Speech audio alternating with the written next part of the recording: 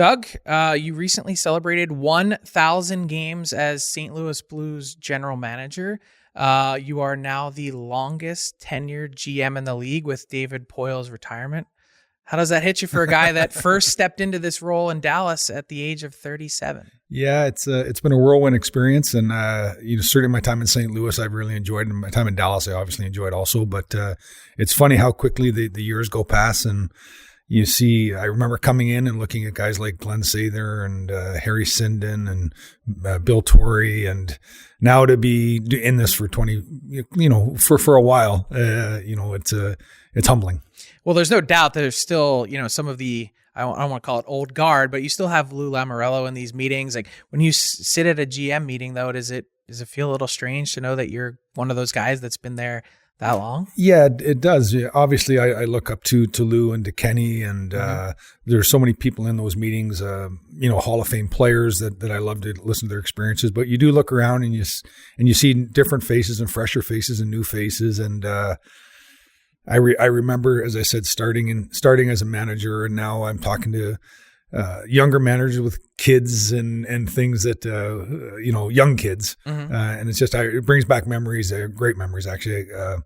I talked to Kyle Dubas quite a bit, and I really enjoy. He's going through a great part of his life now, a new transition into a different team. I went through that going from Dallas to St. Louis. He's doing that from Toronto to Pittsburgh, and it's a great experience for your family too to try something new, and just seeing guys go through things. I find it interesting. I want to back you up and actually ask you about the start. Minnesota with the North Stars, late 80s, early 90s, 1990? 1991, yeah. Okay, that was your first front office job? Yes. What were you doing before that? I was actually in college, and I spent 1 year working in Washington. Just got married in August, and I got a job for the Capitals, actually working in the ticket office or the sales office, trying to get into the game. And then Bob Clark gave me my first opportunity in hockey operations to be part of that group.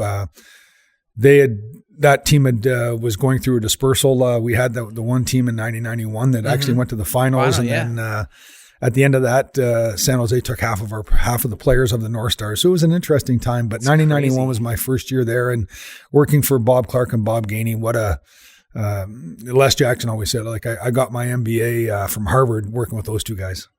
So how did you make the jump from ticket office guy to hockey ops guy? Well, I know that's what you wanted to do. Yeah. And you spent a long time around the game. If for our listeners that don't know, your dad, Neil, was a longtime Hall of Fame linesman. How did someone think of you from ticket guy to hockey ops guy? Well, I got my business degree, and I wanted to get into hockey, but those jobs aren't there. And David Poyle gave me an opportunity with the understanding that I would start in an area I didn't really want to be in, but he let me go to the Baltimore Skipjacket games.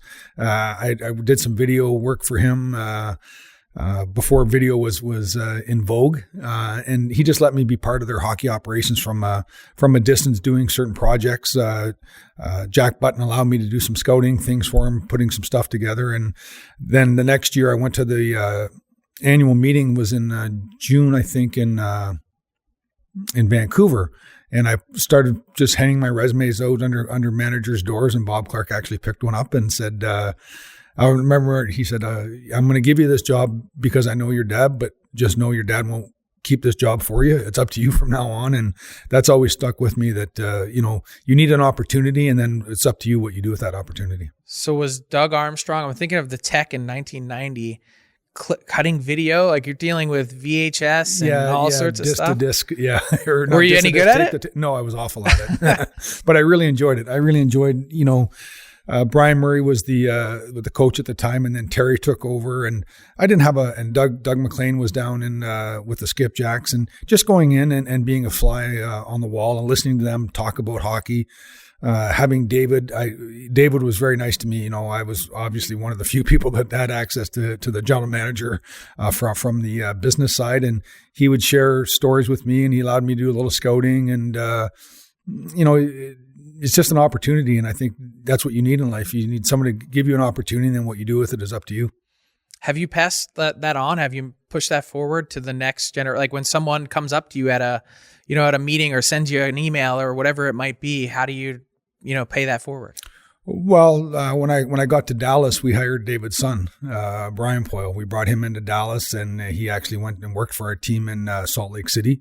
It's not, you don't want to be just hiring people from inside the game, but you also know that everyone needs an opportunity. Ryan Miller, who our assistant GM now, not the goalie, but in St. Louis, came from the agent business. And when you give people an opportunity, that's all they ask for, and then they take it from there. And so I always try and remember that it's difficult industry to get in, but once you give someone an opportunity, you hope they run with it.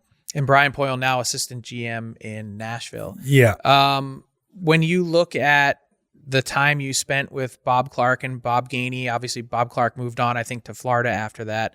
But your time spent, learning the business in Minnesota before moving to Dallas. What stands out for you in terms of all the different areas of the team that you touched and the things that you were able to learn? Well, it was a small, hockey operations was small back then. And then, how many people would be on a staff? 4 or 5 maybe in the whole hockey operations staff that actually lived in Minnesota and worked there. And so you get to do a lot of things. You have to do a lot of things. You have to be, the jack of all trades. And that's so when Bob Clark left, Bob Gainey became the coach and the manager. And that was obviously the biggest break I got, because he needed someone to try and help on the business side of it, of hockey operations as he was coaching. And I tried to fill that area, that void for him, and learn from him. And, Bob Clark was, I look at him as a great mentor. So many things he taught me in the 2 years I worked with him stick with me today, about selflessness, about team first, always looking to do what's best for the organization.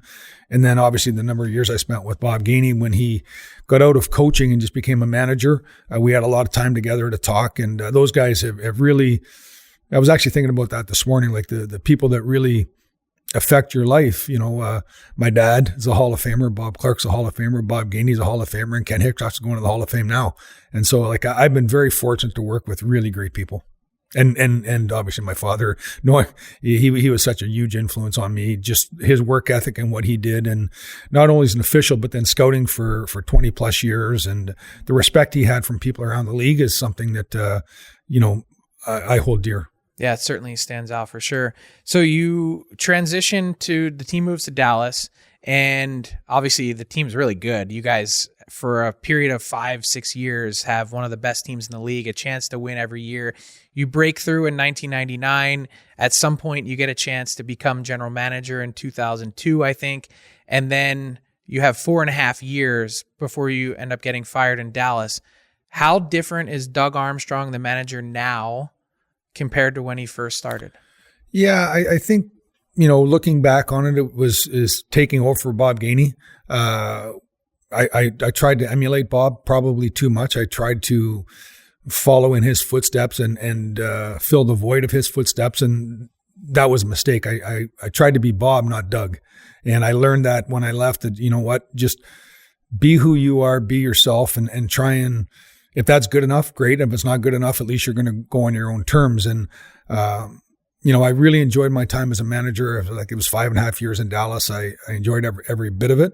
But when I got let go, I was hoping to get a second opportunity, because, as everyone says, you're always better your second time around as a coach or a manager, because you know what you don't know, and I was much more comfortable seeking assistance and seeking help, and understanding that the players and everyone around you wanted it as bad as you did. I think when you first start out, you think you want it more than everybody else, and that's just not reality. Those experiences of skinning your knee and learning, hopefully St. Louis got the dividends of me doing that in Dallas. Well, they certainly have, and you have your name etched on a Stanley Cup together to prove it. When you think to, your time in St. Louis, and now you guys are in a bit of a different spot as you're transitioning from a team that won the Stanley Cup to then now trying to get back to that again. Just from a personal standpoint, do you wear it differently now? The wins, the losses, the highs and lows. Does it feel different? in terms of how you process all that, because you do have that experience in your back pocket. Yeah, I do. You go into every year wanting to win every game, but we went through 12 years or 10 to 12 years, depending on how you want to look at it, of really strong play. And there's an evolution of the game. You have to go down to go back up. And I'm very comfortable where we're at as an organization. I'm comfortable that we have a plan. I'm comfortable paying the price you need to pay to see that plan through. We started it last year, obviously didn't go the way we wanted, but it jump-started our rebuild. We were able to get first-round picks for players. So now you look back today, we have 7 first-round picks since 2020, tops in the league. And so I think our rebuild is going to go quicker than maybe some, but we're not going to rush it. We're not going to we're going to stay consistent to our belief and how we want to build this and what we're going to do. And we're willing to take some lumps along the way. We want to win every night, as I said, but we understand that keeping young players in the American Hockey League for a while is beneficial. Putting players in a position to fail is not as good as putting players in a position to succeed. And so we want to build that foundation, and we're going through that now. What I want to do is, when I do leave the St. Louis Blues, I want to leave it in a spot where they can have another decade of long run. And so in the meantime, as you mentioned, you still want to try and win every game. That's kind of a different approach than some of the other teams where they just completely tear it down to the studs and try and rebuild it. Essentially what you're trying to accomplish in the meantime, as you transition to, the Kyrou, Thomas, whatever era you want to call it, that group of players of that age and generation, you're trying to do the thing in the sport that's kind of the hardest thing to do, which is do it on the fly.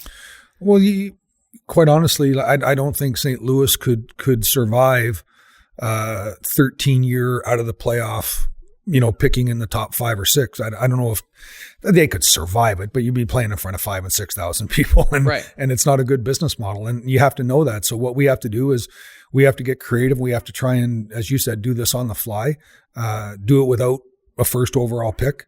Maybe you get lucky in the lottery one year if you miss the playoffs, but we're going to have to draft well. We're going to have to develop well. We're going to have to do things, sign free agents at the appropriate time. It's difficult, but I don't see it being. We're not a market that can sustain what some of these teams have gone through 10, 11, 12 years, 7, 8, 9 years out of the playoffs. It's very difficult. It's not just the market. You also have to have the owner has the stomach for it too. Yeah, well, I always say, a rebuild. Everybody signs on to a rebuild in June and July. It's in November, December where they don't like it that much. Exactly. And we try and obviously have a honest conversation with our owner and his ownership group on how we think this is going to progress, and why we think we need to stay competitive as we're going through it. And they buy onto it. Now they could say, no, we want to take this right down, and to do that, though, you have to move the Thomases and the Kyrous, because I personally believe they're too good of players for us to go to the bottom. Right. You could never bottom out with them. Yeah. So you have to really try to bottom out, and there's no guarantee. Some years you can get the first overall pick and it can be Sidney Crosby, and some years it could be Nail Yakupov. Yeah. I don't want to use any names, but it might not be Sidney Crosby. Right. And so you have to be, you have to pick a good year to have a bad year. Exactly. And you need a lot of luck along the way. So is it fair to say, though, that I know last year didn't go the way you wanted it to? Did you think that you might have been better last year than you guys ended up being, or was this always the reality in the back of your mind? No, I thought we would have been better last year. You have Tarasenko, you have O'Reilly, you saw what Barbashev did in the playoffs, and really quality secondary players in Achari and Mikkola. They went on and played very well for teams. So if you put those 5 guys on any team, it should be a playoff team. And I thought that, with the players that we had and those 5 guys, that we would be competing in the playoffs and competing to win a round or 2 or 3 or 4, because you never know when you get in there. And last year we fell. And when it became apparent that, it wasn't the smart business decision to double down with that group, we ended up making the changes, getting those first round picks and starting it. I thought this year would have been the start of the next generation, and ended up being last year. And when does it just become evident? Like, when did you finally sit back and say, we got to change things up? It was probably around Christmas. Like in 2019, we had a rough start, but we were a good team though. And we were finding ways to lose games we should have won. Last year, we were losing games that we should have lost. And there's a big difference. We weren't competitive. We didn't do the things that gave you hope that you were going to get out of it. And so, and we were so streaky. Like, we won 3, lost 8, won 7, lost 5. There was too much volatility in our group, and we could never find anything that made anyone feel that there was going to be a stabling part that could move forward. So we made those decisions. So when you think back to 2019, though, like, you could have had the same conversation then. I know you said the results and the sort of eye test part of it was different, but you were in last place in January. You could have begun to strip some of those pieces away at the deadline and gone the other way. Obviously, your team dictated that you didn't need to. And in fact, you didn't even really add anything that deadline, if I remember correctly. How do you, is it just a gut thing as a manager? How do you process that? Because, even the way this league is structured now, you're seeing teams that get off to a rough start, and it's kind of the way the math works. It's panic time. You make a trade, you send a guy down, you fire the coach, whatever it might be. How do you, in your, through your experience, the gut process of getting there, how did you know that was the right play in 2019? It was the belief in the players and the way they played. Like, again, we found unbelievably creative ways to lose games. But we were a good hockey team, and there was a belief in those guys. Now, if we had got to February and nothing had changed, if the good play was still resulting in losses, then we would have made changes. But the good play resulted in wins starting in January. Binnington came in, and obviously the momentum of our team changed, our psyche changed, and he went on a run. And there was no question that when we got to February 1st that I didn't feel we would add to that team, but I knew we wouldn't subtract from it. I want to take you back to June at the draft, and you had 3 first-round picks, and you had said at the time that you'd be very surprised if you walked to the podium all 3 times to make a pick. Why did you end up keeping all 3? Were you trying to make some magic happen that you just couldn't? Things didn't materialize? What happened? Yeah, I would say that the last year's draft was interesting because there was no trades on the floor. Right. And you never see that.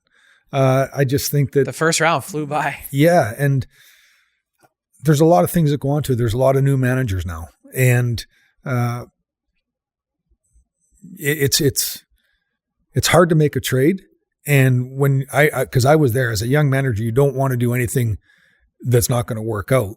And so you get into that, I'll make a trade as long as I win. And as you get more experience, you realize that if everybody wins, it's a good trade. And so it was difficult to find guys that wanted to make trades at that time. And we found that very early in the day that there was nothing going to happen. We were going to make those picks.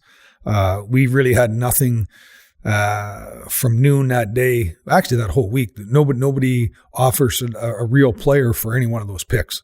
And so we were always going to pick 10. There was no question we weren't trading that pick because we knew where we were going. But if we could have traded one of the second 2 later first rounders for a player that was 25, that a team maybe wanted to another pick and start again that we believed in, but none of those players were moving that day. And so we picked, and we're happy we did. Right. So I looked back in your playbook though, and the previous time that you guys didn't make the playoffs, I think it was 17. And you traded Shattenkirk that year at that deadline, and you got first. And then you went out at the draft, and you got Shen, and you got O'Reilly. And then those guys were the pieces that helped you win a Stanley Cup.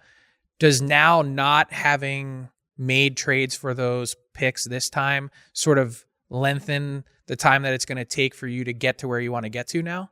Does it slow down that process? Well, I think because if you look at the core that was there, that was a good team that needed people at that time. Mm-hmm. We're not that same group right now. We're not a player away from being a Stanley Cup champion. Now you can get in the playoffs. You can go on a magical run. I've seen it happen. As I said, when 1990-91, Minnesota North Stars had 66 points and went to the finals. So strange things do happen in hockey. But I think to build something long term, we want to keep those assets. When we moved Shattenkirk and brought in those other guys, we still had a heck of a core that was ready to win at that point. And so it's just again, you do your 1, 3, 5 year projections, or we do that, and you have to be honest where you're at. And you could, we're not looking to put a small Band-Aid on a big wound. And so we're going to do what we think is right, short and long term. So what is the timeline then? I've said, I think the LA rebuild is something that I thought Rob Blake did a great job. It could be a year or 2, could be 3. But I said it's not, if it's 8, 9, 10, 11, then we failed. I think our market, it dictates that it's not 8, 9, 10, 11. I think they're going to accept that it's a couple of years, that the players, we're high on Snuggerud, we're high on Dvorsky, we're high on these kids, but Bolduc and Dean that are in the American Neighbors, but these kids aren't except for Neighbors, they're all either in junior hockey or college hockey or first year in the minors, and you can't rush that. But I think in 2 or 3 years, when all of those guys are wearing the blue note, then you're starting to build to something. And I think that's what the Kings did, and that's sort of the. Then they went out and they added free agents and they made trade. They used some of the younger players to bring in more experienced players. That's the model I think we'll try and follow. I know that's all part of the plan, and that's sort of your mind is always on the big picture. But as someone that's used to in St. Louis and your fan base winning, you guys were in that window for 10 years at least. Is it hard for you to have patience? How do the results impact you on a day-to-day basis? Not as they obviously impact you, but if you have a plan and you're comfortable with the plan, then you know the process you have to go through. Obviously, when you lose and you're driving home, it's not fun. You can say any plan you want. That drive sucks.